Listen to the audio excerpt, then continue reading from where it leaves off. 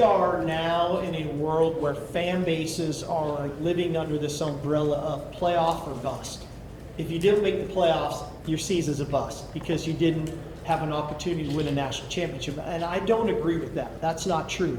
You had an opportunity to compete for a national championship during those 12 regular season games. And I felt like when we were at 4 teams, those 4 teams meant, if you were one of those 4, that was held in very high regard. And you earned your opportunity to be one of those 4 teams. And then it was like, yeah, you could argue 5 or 6 maybe, but we all knew those 4 teams were the best 4 teams.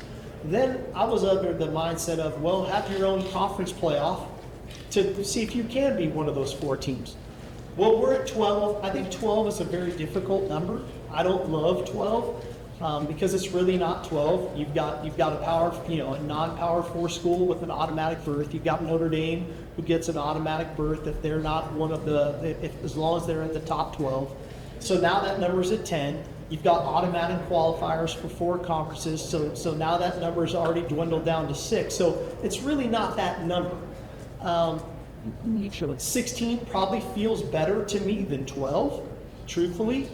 Again, I'm a proponent of 4. 24, why does everyone want 24? Because now they can appease their fan bases and say, well, we made the playoffs.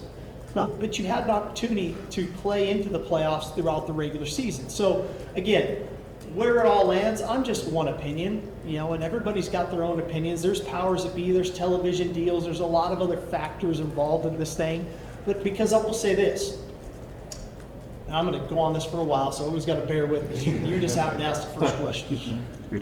In the NFL, there's 32 teams. 14 teams make the NFL playoffs. Nearly half the NFL makes the playoffs. But in the NFL, there's a lot more parity and there's a lot more equality because of the strength of schedule. Everybody plays each other. Everybody's under the same salary cap. Everybody's operating under the same parameters. We don't operate that way in college football. We just don't. We have an endless budget for salary caps, and I hate what's out there right now because those numbers aren't true either, but the reality is the range of what people are willing to pay a roster is different. Our conferences aren't equal, so your conference scheduling isn't the same.